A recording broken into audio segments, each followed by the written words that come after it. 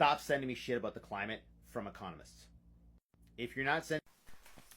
Since it's Easter and I'm feeling generous, I'm going to do exactly what you asked me to do.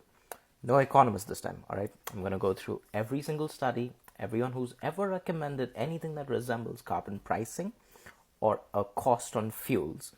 And this time I'm going to make sure none of them are economists, because you hate economists for whatever reason. Although before I go into that, I should point out that it's kind of crazy to think about studying the impact of money on behavior by not having economists, but regardless, let's do what you want.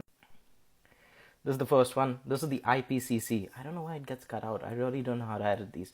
But the IPCC, and in there, compatible with the 1.5C. If you read this report, it's a very long report, but one of the many, many things that they suggest is carbon pricing, all right? You know that IPCC is the International Government Panel. Let's see who the authors of this. Right, so there's a long list. If you go into that article, there's a long list, maybe 30, 40 people who worked on this all together from different streams, all right? So just to satisfy you, I'm just going to look at the first name, this guy over here, who I can't pronounce. This wasn't designed for an Indian accent. But this name from Austria, Belgium, let's look at what he... Good looking guy. Climate scientist. Yeah. His specialty is engineering or something, I think. It's further down there. But climate scientist says, let's look at some Canadians as well. This lady over here, she was on the CBC this morning. There was a report this morning about carbon tax, because of course it's going up tomorrow.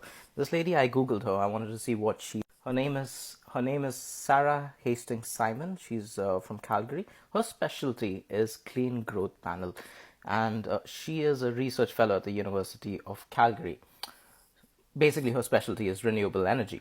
Now, you might be thinking, oh, that's just a economist in disguise, right? Like she's a trained economist who just transitioned into specifically studying the impact of costs on carbon. Nope. There you go. PhD in physics. She's got a PhD in physics. She's a trained physicist. PhD in physics. And then lots of other jobs. Like if you think that she's only worked for the government and only a professor, no, she worked at McKinsey as well in their climate department, because McKinsey needed one of those. But a trained physicist. And she was on the CBC defending the carbon tax. Go watch it. I'll send you the video. Now I'm going to do, because it's Easter and I'm feeling generous, I'm feeling a little happy. I wanted to do one last one, all right? So there's this one from the University of Oxford. Again, not an economist. You know what he is? He is a physicist. He's a physicist, all right? A very, very famous physicist from what I could tell, because Oxford was writing very cleanly about him. Now, he agrees with you. He doesn't believe that people should be taxed on consuming carbon. He has a better solution, and you'll see that in the headline. His solution is removing carbon from the atmosphere. Okay, perfectly practical, something that a physicist would say. And he goes into all the economics of it as well. Remember, this is a physicist, all right? He goes into the fact that removing carbon is the best way to deal with this, but he admits that this is going to cost, all right? His estimate is about 50 pence. Pence is like cents in the UK, the British, but 50 pence on the production of a litre of petrol. Now, I want you to focus on one very important word over there.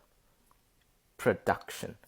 Because his solution is not to tax consumers, but the producers. He just says, let's just start taxing them, a cleanup fee. He calls it, read this article, it's very interesting. He calls it a cleanup fee.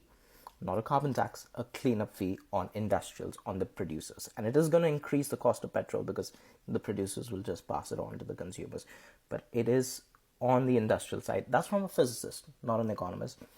Are you convinced yet? Maybe you're not. I know. I gotta know. Happy Easter.